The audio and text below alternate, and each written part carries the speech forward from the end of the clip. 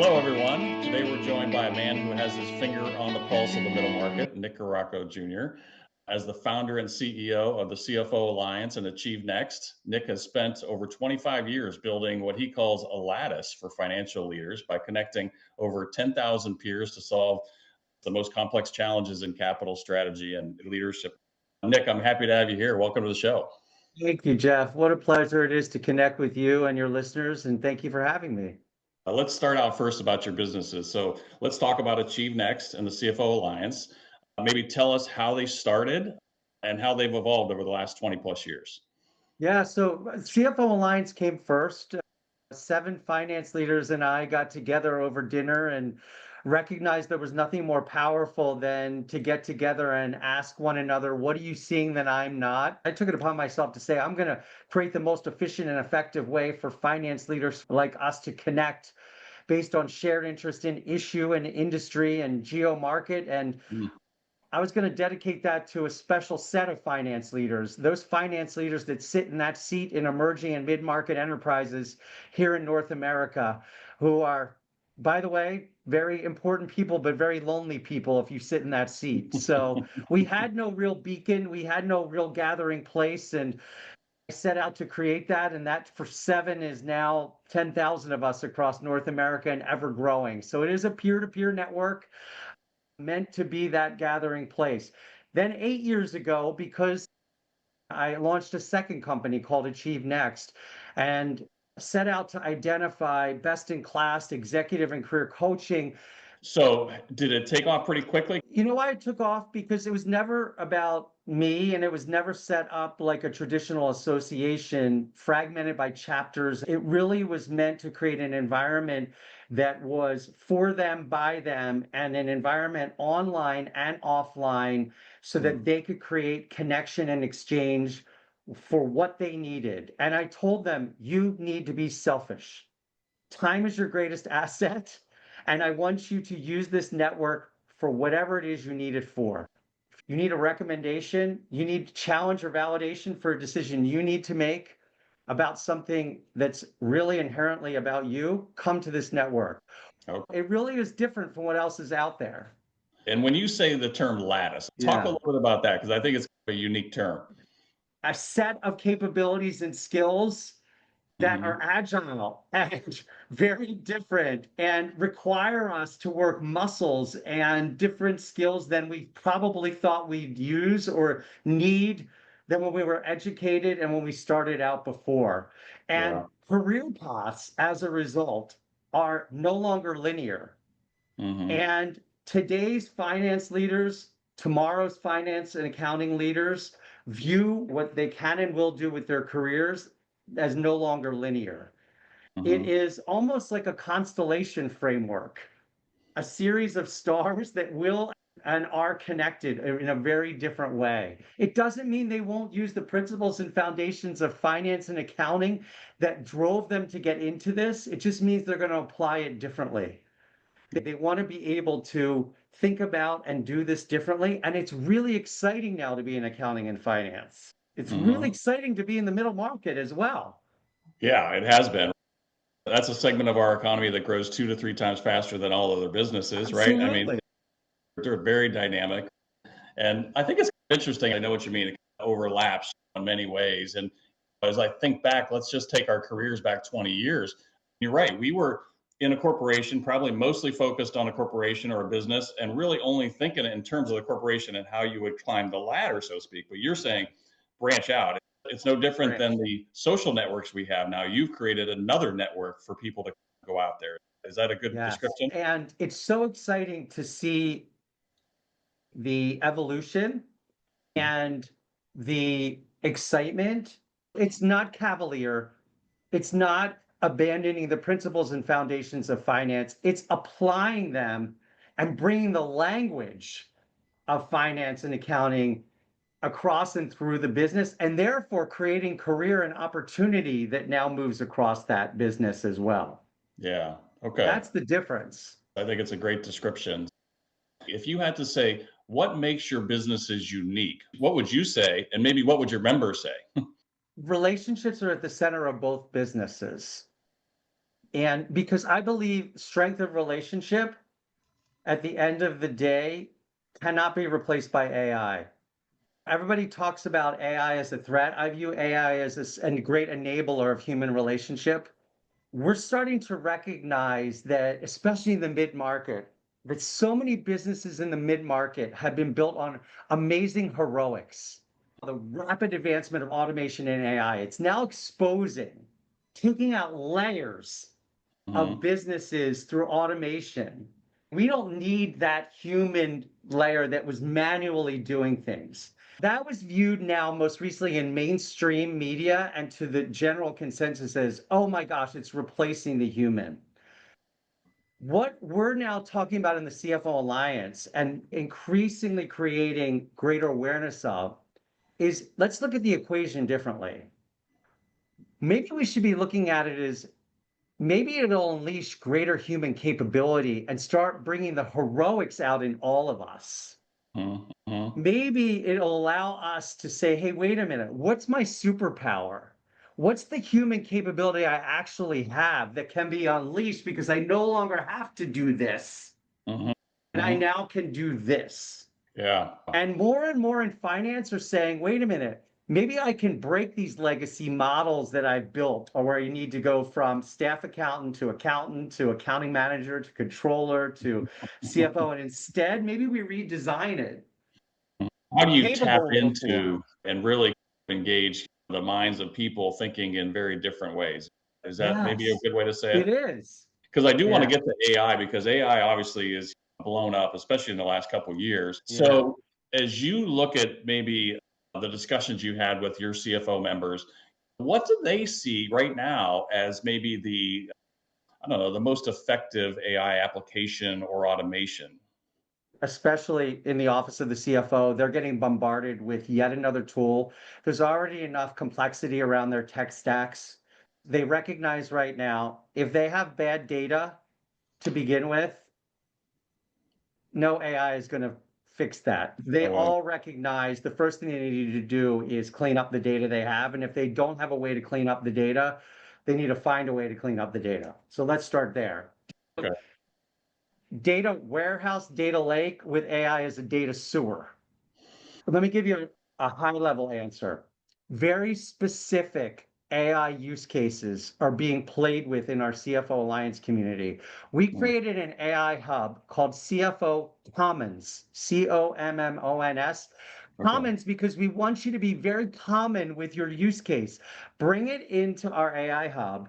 Keep it simple, make it common so that everyone understands it. Okay. Keep it basic. So just get started, start using it, figure something out, right? Yeah. Yes. Okay. And you yourself need to start getting comfortable, but also find someone or someone's on your team and empower them to be the experimenter. In fact, one of our members actually said, okay, I'm going to make 25% of your annual bonus tied towards experimentation. It's already allocated. It's not on top of. So just start playing. That's got to be an investment that will return fivefold. Exactly. Yeah. Exactly. At the same time, we just had a session Tuesday. Our CFOs are also owning the governance policies as well. All right, fair enough. I didn't know anything about governance until I had someone on the show, and I learned a lot as I was trying to understand what he was talking about, but it made a lot of sense, and you need it. And by the way, we talked a lot about data. So you mentioned data in the middle market. Is that another area where the CFOs are focusing some resources to make sure it is clean? And if it's an asset, how to make sure we protect it? And if it's an asset and we protect it, are we valuing it? And are we valuing it sufficiently? And if we're valuing it sufficiently, are we tying that directly to the business of today and the business of tomorrow? There's a lot of talk about business model evolution and business evolution in general. So really, data is now viewed as an asset, not a feeder to the business. Okay, interesting. So completely changing the way this is, and then how people will work. So I think that will be interesting to see for us over the next 10 years, right? Absolutely. So you did a study not long ago where 80% of CFOs felt stuck in the grind, so to speak. That's the way you put it. So when they do hit this ceiling, how should they deal with it? Part of it is we have to look at the demographic themselves. We've seen the natural exit from a personal DNA standpoint of a large population of CFOs who were boomers retire out. Okay. You have a very small generation of Gen X who are in the seats now. It's the smallest generation just by pure number. And you've seen a rapid tidal wave of millennial CFOs, first time in the seat. Yeah. And that's been the largest increase to our member base by individual DNA, just by personal numbers. Okay. And look, their way they got to the seat and the way they view their career paths collectively, and I'm making a collective statement, is very different. So when you use that word grind, their definition and the way they respond to it collectively is very different than the predecessor generation viewed it. Okay. Okay. Okay. This current generation is doing a lot about it. So first of all, they take their mental health and balance very seriously. They will not let it reach an extreme to the point where it will create imbalance or overstress them to the point where it reaches a breaking point, which is why they will make change. They will leave or they will say something. Okay. So the discussion in your groups, then that has changed and it become less, maybe if I can paraphrase what you're saying, less complaining, more action-oriented discussion. Action. Okay. Much more willing to show vulnerability, much more willing to seek out, much more. Look, I mentioned AchieveNEXT. One of the first acquisitions that AchieveNEXT did was to acquire one of the premier executive and career coaching firms in the Mid-Atlantic region. When we did the diligence on that company, it was set up like a doctor's office. No windows, private, confidential, everything was private. You fast forward to 2026, if you don't have a coach and you're not talking about improvement and fix and better and stretch and flex and train and how do I improve, you're almost like left behind. So when you talk about grind and stress and reaching an extreme point, it means that they're ready to take action. And that's why that's not necessarily a negative. It's a point of, hey, wait a minute. There's a problem here. We're going to do something about it. I'm going to start by looking at me. And then I'm going to look around me as even broader. I feel the generational differences, no doubt. Our kids are both in the working world now, and they definitely have very different views. And I think when I was in the corporate world, you could see and feel that difference. And I think that's a good change, frankly. It is. Action-oriented stuff is great. I love it. Now, there are extremes on both sides, right? There'll always be a headline story that's an extreme on both sides. I've learned a lot from them. Yeah, I'm with you. And by the way, I'm an executive coach as well. So I have a similar type experience with different folks because I think the grind, as you and I might feel it from our generation, is very different. Yes. You did that all the time. If you got ready for 40 years worth of work. And I know my son said this to me. He's like, yeah, that just makes me sick to my stomach. I know. I know. I want to figure out what I want to do and I'd be happy in the next 30 years. And I certainly learned a lot from him as he was growing up. Exactly. So you talk to a ton of CFOs, right? Yes. And I'm thinking about executive teams and coaching that we're talking about now. What does a high functioning executive team look like from the CFO seat? The number one word that comes to mind is alignment. And alignment requires a lot of effort and a lot of communication and transparency. And communication now requires not only an understanding of substance, but form. Form and how do I ensure I understand how to interpret the substance from different forms? And so it takes dedication, it takes learning, and it takes effort to understand how to communicate in this current environment. And then it takes understand how to interpret. And then it takes alignment because of how volatile environments are, both internally and externally. It takes dedication and effort and sensitivity to keep these ears and eyes open and this moving at all times. It's a full-time job to be in alignment. What's really cool about the CFO Alliance is that when this community collectively identifies an issue, they lean in to help each other out. And last year's volatility, you live this, and we all did, caused pause on a lot of decision making because of uncertainty. Scenario planning became the new norm. Yeah. And so in early Q4, we leaned into the community and said, what can we do to help a lot of first-time CFOs who've never been through this? We put Paul out, and 30 CFOs got together and identified 4 key areas of risk that were the most common, and said, instead of saying these are the areas of risk, work through them, they actually said these are the key areas of risk, and these are tools and resources and ways that you can consider working through them that we use, and leaned in and gave them to the community. Ended up being a 120-page resource report.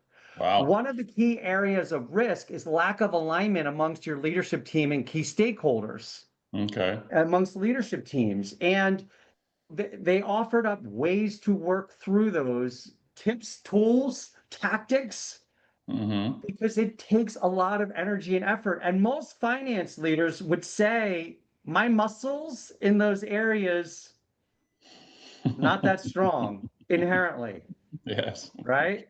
And accountants don't have that pedigree, so to speak. But now recognize they need to.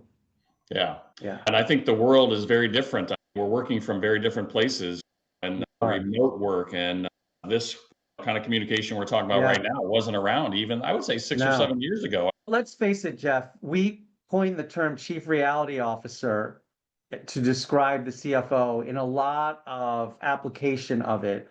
And part of it is also in their ability to read a situation, read verbal, nonverbal cues, not just read the numbers, but read. And and that includes read at the water cooler somebody's reaction to a statement, right? Yeah, developing that tool. But your point is stay connected, and your team, that's one of the big benefits, it sounds like, that's unique, is that folks can really give actionable information, is what this sounded like they provided, right? There's what's really cool in this community is there's a Reddit or Yelp effect going on almost at all times within this community that is built on trust. And we take that trust very seriously. Oh, it's not broadcast. It's not for ego either. That's the other cool thing. I may be the CEO of this company in this community, but my voice is only to really broadcast for them, for their benefit, not mine. All right. So being an executive coach, I have a question for you about the peer group versus the coaching. Peer groups can certainly provide a lot of benefit. Coaching is a little different. So when does it go from peer group to coaching with the people? How do you see that need crop up? I think the need for coaching is only increasing, and I think that it is twofold. First of all, we delineate between executive career coaching and executive coaching, although the blend is becoming very much intertwined. We have an increasing number of CFO Alliance members that are moving from CFO to CXO, meaning making a move from CFO to another seat, to CEO, to COO, or taking on additional responsibilities. And that immediately triggers an introduction and need to an executive coach, because that is a journey. That is not a generalist. That is a specialist. And that in and of itself is a process of identifying who that specialist is. Yeah, you're talking to all these people that have different situations and different needs. The coaching comes up naturally and organically. It does. It's frequent. But I go back to the number one thing you stated is the match piece is really critical. And it's two-sided, to your point. You can't have someone that's not compatible and be able to talk to them about some important things and open up, because that's an important part of coaching, is you have to be able to connect. Totally. Okay, so I want to maybe shift gears a little bit here, because this is a topic that I think everybody has a challenge with. And you said talent is the biggest risk. What are leaders doing wrong when they're building their bench? I can tell you, I'm not sure they're necessarily focused on identifying the capabilities and skills they actually need in the respective roles that they're hiring for. Okay. Every year we go out and ask our members, what are the top skills and capabilities you're lacking right now in your team that you're looking for? And let's leave critical thinking and intellectual curiosity out, because every year for the last 15 years, they rank that there. Okay. But this year, there were some interesting ones on the list for the first time. They wanted system fluency, people who understood how processes, not people who knew what reports to run. They wanted urgent people who understood prioritization and urgency, what was important now and why it mattered now. Okay. Think about the whole advent of automation and AI and how this is changing. But yet, look at the job descriptions that are most frequently floating out there. They're traditional job descriptions and titles. They're still reverting to legacy organizational design. That's the problem we have. So I'll give you an example. There is a CFO that we met with earlier this week. He said, I want to teach my people how to ask better questions of the people they work with because they're terrible at it. Okay. All I want to do is teach them how to ask better questions, because all they're doing right now is just delivering data. I need to train them on that. So the design of the roles and the assessment of the people and the talent pools they're searching in, all of this is not mapping out right. Okay. And they're doing this at a time when the needs are different and changing, right? Yeah. But yet we're stuck a little bit. Yeah, I've got to go hire an accounting person because that's what I always hired. Yeah. Do you really need to? Especially now? Because then you get them talking and they're like, no, what I really need is just somebody who really can ask good questions and is smart and I can train them. Yeah, that's interesting. I think a lot of businesses probably are in that same boat, and you could probably say the same thing whether it's a CFO or anybody in the business, frankly, right? It is. Okay. So maybe personally then, having had that discussion about the group and the network, how do you personally find, develop, and retain your top talent? So referral, number one source. Look I'm blessed to have such an amazing network around me. The last hires that we made were referrals. Yeah, you built the network to help with that. Yes. Yes. And I tell everybody, I open up our network and my network to anybody and say, listen, if you're hiring and even if you remotely think that we're connected, I'm connected, if not me, then who? You should be asking. Don't take the references they give you. Play the game, if not me, then who? And let us help you. No, you're just tapping into a network trying to find the best people like everybody is, right? Yeah. Okay. Now, how about retain them? Because that's a different question, right? Finding them or referrals. It's tough, especially these flat organizations, which a lot of mid-market enterprises are. They're flat. And that's why I go back to skill and capability lattice, not necessarily job lattice. What capability can we help you develop? What skill can we help you develop? And then ultimately full transparency. We live in a day and age. Create a boomerang, and they use the visual of a boomerang of, hey, you may be on a project with us for 2 years, leave, but we want you to boomerang back. I'm all about, hey, long-term relationship. You may leave, but we're going to have a relationship. Go get some experience doing other things because you're going to be much more valuable if you come back to us then. You can't change the flat organizational structure. You may be able to move them, develop a skill and capability, and still have the relationship, still create value. There's still an ROI expectation. Part of the lattice. We use the word ecosystem so much because that's what we're really trying to create, is a relationship ecosystem. Yeah. So here, since you have a coaching business and you obviously see a lot of people that get coaches and see the result of that, look at yourself. Who's been the best coach for you and why? So I've been blessed to have a number, but the most influential and impactful is a gentleman I just had lunch with 2 weeks ago. He's now retired.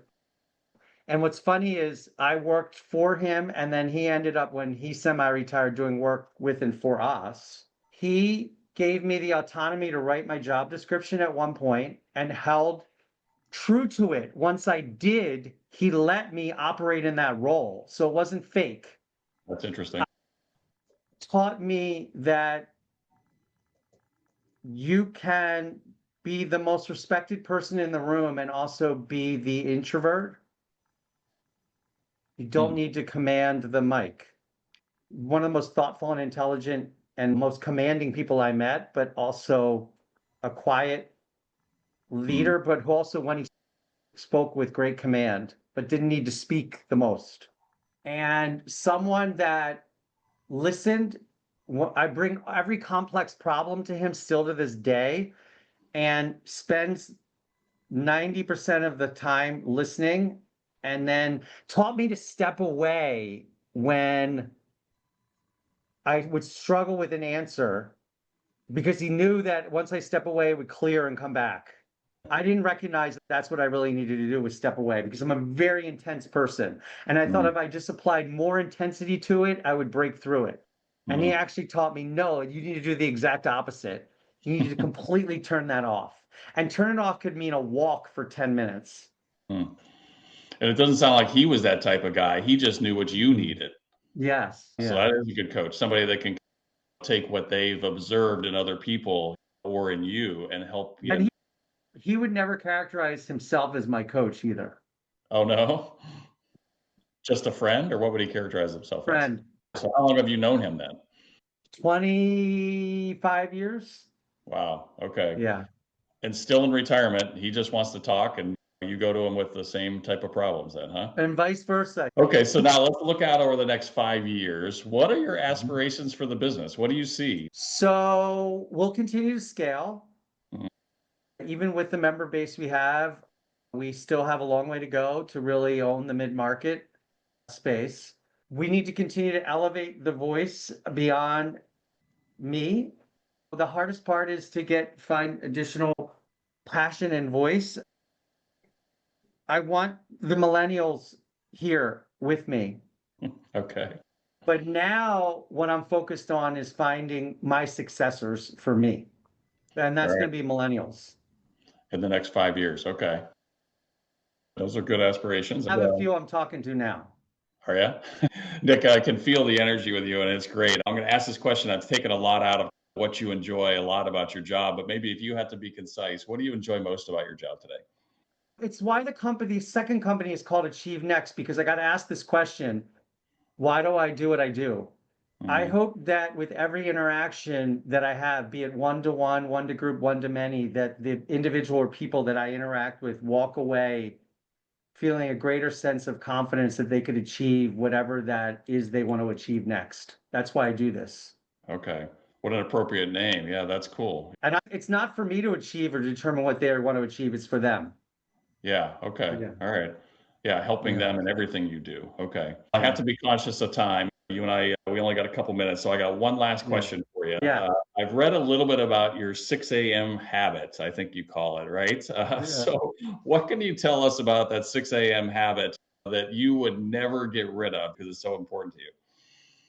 Oh, God. The pure joy that I get every morning of me and my dog, that alone, quiet time of he and I going out together every morning, rain, sleet, snow, cold, warm, hot. Yes. And it's just that time of he and I, and that pure joy of it just centers me for the next hour. I would tell you, whatever you do on a 6 a.m. habit should be pure. Yeah. No matter what hell I have scheduled for the next 20 to 18 hours, that is a pure moment. Okay, that's cool. Nick, thank you. Thank you for sharing so much here. It went by fast. I really appreciate you being on the show. You're easy to talk to, so I could do the same thing. Thank you for doing this too, Jeff. It's awesome.